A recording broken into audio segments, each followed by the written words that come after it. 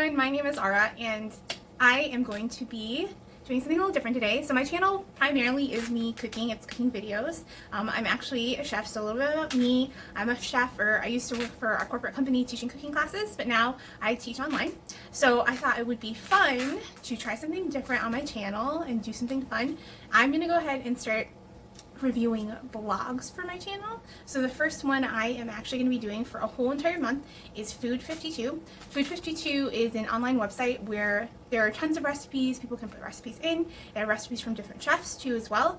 And I'm going to be trying a recipe every day. I might do 2 a day, kind of depends on what I'm feeling. I'm going to try to follow the recipes the best I can. But if I have to substitute, then I'm going to substitute. Like for this recipe, I'm doing the avocado toast eggs Benedict. And I don't have any cilantro, and I'll make sure to link the recipe below so that you can also make the recipe for the eggs Benedict avocado toast. And they have different recipes from different chefs, and the reason why I wanted to do this was because there is so much information online.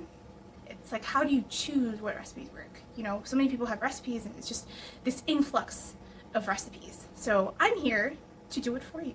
I'm going to go ahead and try a recipe. I'm going to do the avocado eggs Benedict because that sounds crazy delicious, and I'm looking for recipes that can be done under 30 minutes, including the prep time. So I'm going to show you my prep really quick, just so you can see what it looks like. Okay, so here's my prep for the eggs Benedict. I have my avocado. This is for my avocado toast, and then this is going to be for my eggs Benedict. So the recipe for the eggs Benedict calls for 2.5 sticks of butter, and so I have my butter here. I've pre-melted it, so I had it at like a really low simmer, and I'm going to probably remove all the milk solids from the top before I make the eggs Benedict. It just makes it like creamier and smoother, and it prevents it from breaking. And then I have 2 egg yolks. I didn't have any ground mustard, so I have Dijon mustard in here. I have half a lemon. I have some Himalayan salt, pepper, and cayenne pepper, and then I have my 2 avocado, my avocado cut in half, and then the seasoning for it, which is salt. I thought this was interesting, curry powder, and then a lime. I don't have any limes. I used them all in my guacamole a couple days ago. And then I've also pulled out my eggs as well for my poaching so that I can poach my eggs. Now, in the recipe, it doesn't talk about poaching your eggs, like how to poach them.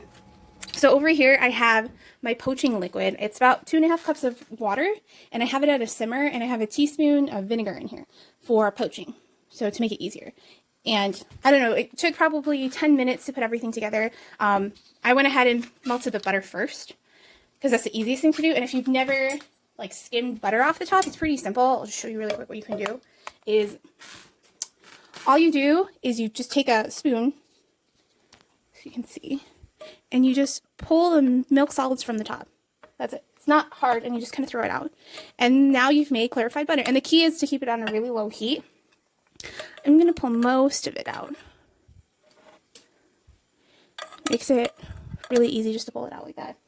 And then, yeah, I mean, it's pretty simple. I think sometimes when you look at recipes, the one thing I look at is if it has 2 parts, how hard is it? And just to make sure that you're reading through it. Because sometimes when you're reading through it, they put a lot of like fluff, or like especially blogs, when you're reading through a blog, like they explain the recipe and like the origin story of it, and that's great and everything, but I just want the recipe. Sometimes you just want the recipe, and that's a really great thing about Food 52 is that they usually just have the recipe, so you can read through it and kind of figure out, okay, is this going to work for me? And I like to look at the reviews too. This one had mostly good reviews. There weren't a whole ton, but the recipe looked pretty straightforward because Eric Repair wrote it, so I figured why not give it a shot. So the next thing I'm going to do is I'm going to go ahead and make my hollandaise. Okay, so in my blender, sorry, this is, hold on, technical difficulties. So in my blender, I'm going to go ahead and add my egg yolks and my Dijon mustard. And then I'm going to add my seasonings in here too as well, and my lemon juice. So I'm going to add that now. And the acid is going to help with the emulsification of the fat. And if you don't have a blender to do this, you can always use like a little mini food processor or use a whisk. And the whisk takes a while. So I'm going to squeeze this guy in here.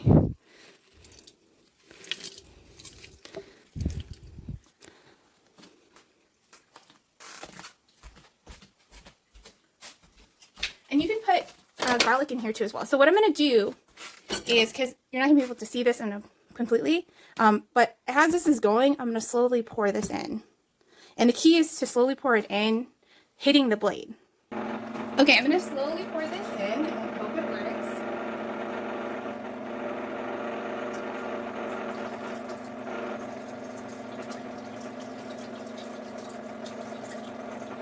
Turn it up a little bit.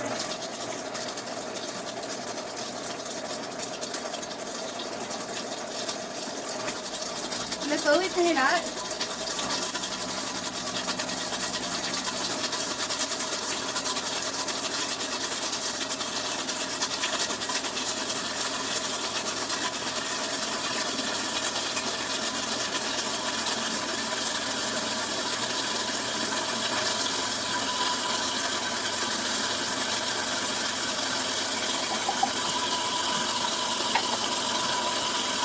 We're going to let that go for a minute.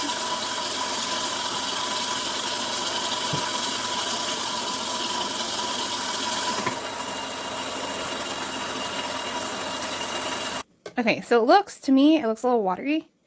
It needs another egg, I think. Another egg, or it needs like a little bit more oil. So I'm going to add another egg yolk in there. I follow the recipe to the T, and it looks watery. So usually when that happens, it's because there's not enough fat to help with emulsification. And I can add more butter, or I could add another form of fat. Okay, so the hollandaise, to me, it's not thick enough. I put one egg yolk in to help like stabilize the protein. And like this is another reason why I really don't like using blenders for hollandaise, is because unless you're doing a really big amount, which is like enough for 6 or 7 people, so if you doubled that recipe it would be fine. But if you're doing just a single batch of hollandaise, I feel like it's really not worth it to use a blender. Maybe I'm just not as master class or advanced as some of these other chefs, but to me doing it by hand is like the trick, because you can kind of control how much of that you're putting in. There's less like space, the blades don't get quite as hot. So I just have this over some hot water, and I'm just whisking it so then my hollandaise can thicken, because right now it hasn't thickened at all, and it might, if it breaks, then I have to redo this whole thing. So we'll see what happens.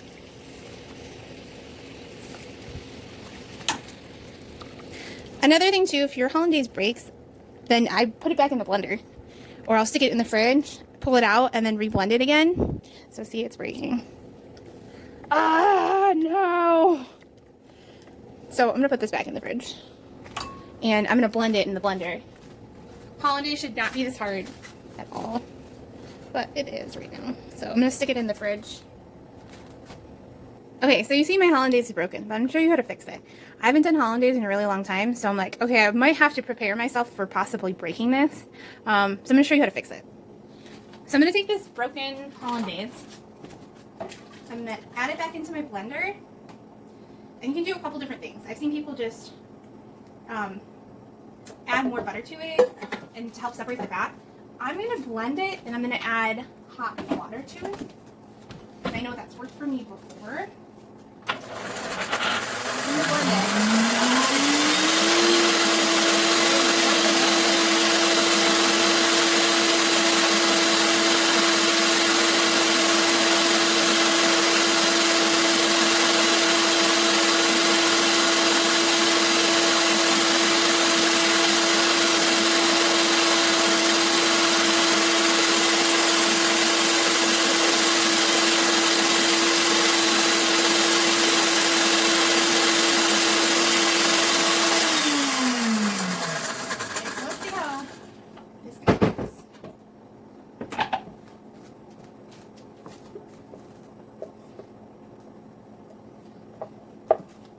Oh, I'm gonna have to start over. Okay, I'm gonna add a tablespoon of hot water.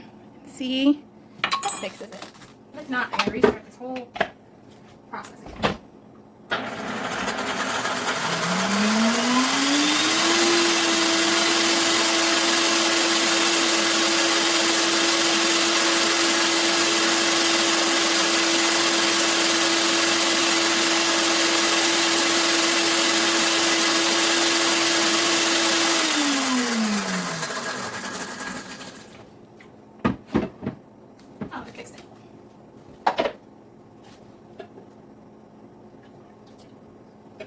Okay, so it's not perfect, for sure, but it kind of brought it back together again, so I'm just going to let that sit a little bit. Okay, craziest thing, I was like, maybe you need to break up the fat a little bit, so then I took my little whisk here, and now it looks fine. Looks like normal hollandaise.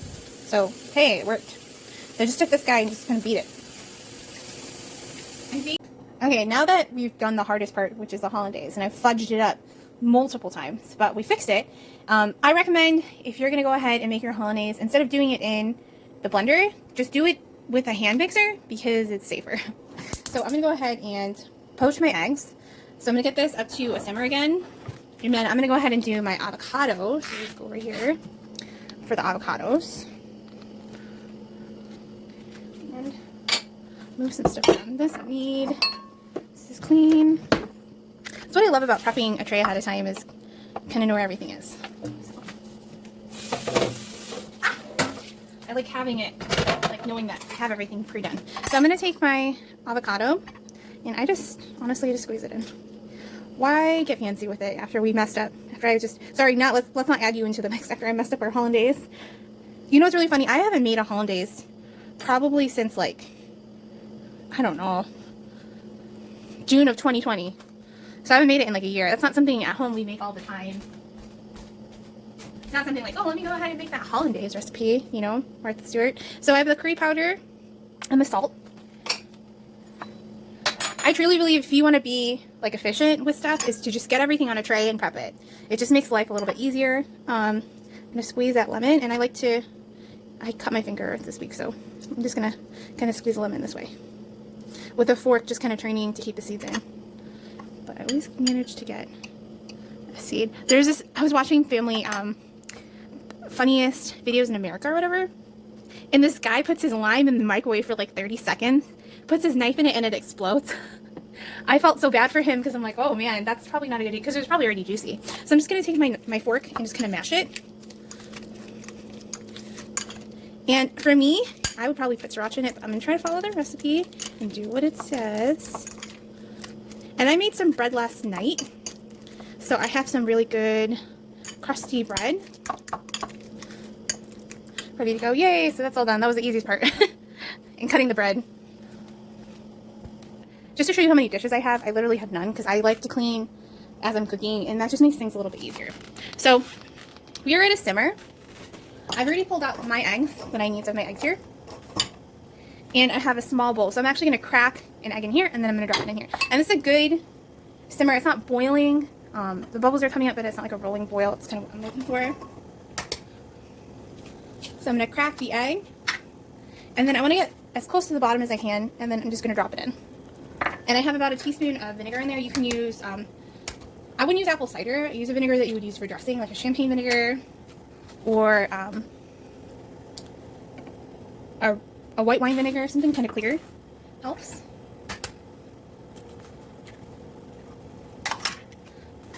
And I'm just gonna drop them in. Do my last egg.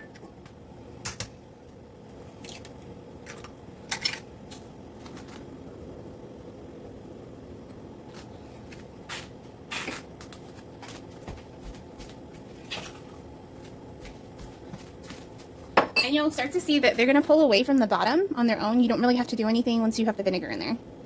Okay, our eggs look like they're about done.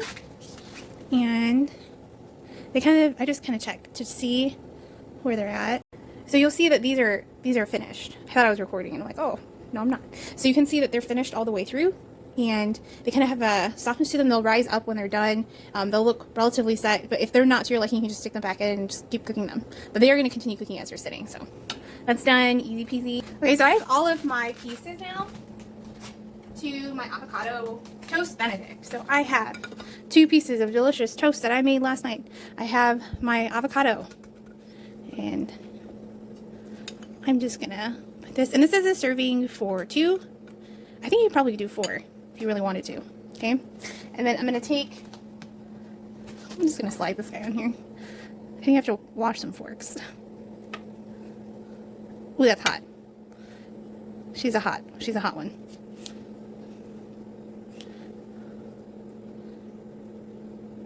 It works better when they're not hot.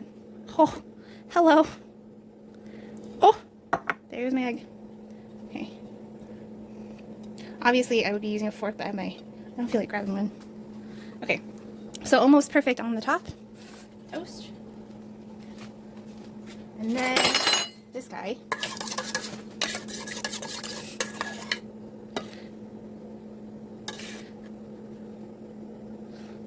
let's give it an A for effort. Actually, it doesn't look half bad. I mean, the hollandaise is kind of broken a little bit, but that's still, you know what? No one in my family would even notice because they don't even know what hollandaise is, so. And there is my finished product. I'm going to go ahead and switch and try it. I mean, I think it looks really good. I'm kind of excited. So. Alright. So, overall, in terms of the recipe, I don't think you should do the eggs Benedict, the hollandaise, sorry, in the blender. I think that the blade isn't hitting the yolks. When I was looking in there, I'm like, oh, it's not really hitting the yolks. I don't know what's going to happen. If you have recommendations of like what I could have done differently, please let me know. I'm not perfect. I haven't made hollandaise in like a couple years, like in the last, I think I taught it one time in a class, and then after that, it's like, oh, forget about it. But in terms of like cooking hollandaise, I haven't done that in years, like not since I got out of culinary school. So, kind of suck. But I'm gonna try this. Ooh, cut into it. I recommend using even like a hand mixer while you're pouring in the butter. It's a lot easier. But I was like, let me do their method and see. I don't really like using a blender, but and I wanted to show you what happens to fix it. I think that's another thing too, is like I want to show you what to do if that happens to you. If you make a mistake, I don't think there's anything wrong with that. I think people are, whether you're a professional chef or a regular chef or just like a home cook, you're going to make mistakes and you're not going to make it perfect. So what can you, I want to know what you can do to fix it. Like, is it fixable? But, I mean, that looks so good. I'm just going to get in here.